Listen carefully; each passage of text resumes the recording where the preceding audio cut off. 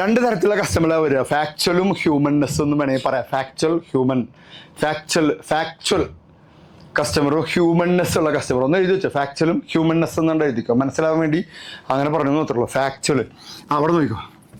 Customer ചിലവർക്ക് fax മാത്രം അറിഞ്ഞാൽ മതി, ചിലവർക്ക് ആ ഫാക്സിൻ്റെ കൂടെ ഒരു ഹ്യൂമൻ ടച്ച് വേണം. ഹ്യൂമൻ ടച്ച് അല്ലേ? ഫാക്ട്സ് ചിലർക്ക് ഫാക്റ്റ് ആണോ? എന്താ ഫാക്റ്റ്? iPhone 17 ഉണ്ടോ? ഓറഞ്ച് കളർ കിട്ടാനുണ്ടോ? എത്രയാണ് ചാർജ്? ഇപ്പം കിട്ടുമോ?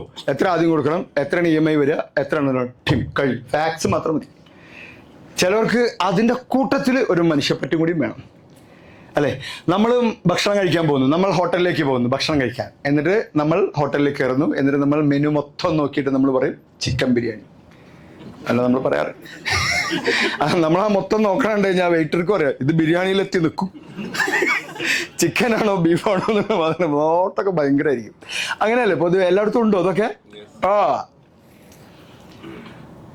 എന്നിട്ട് ബിരിയാണി ഓർഡർ ചെയ്യുന്നു.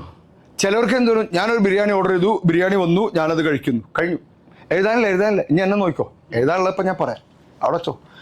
ഓക്കെ, ചിലത് ഇപ്പം വരും.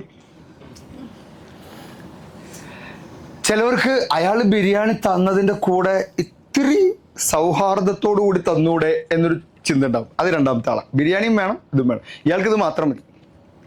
അങ്ങനെ കണ്ടിട്ടില്ലേ?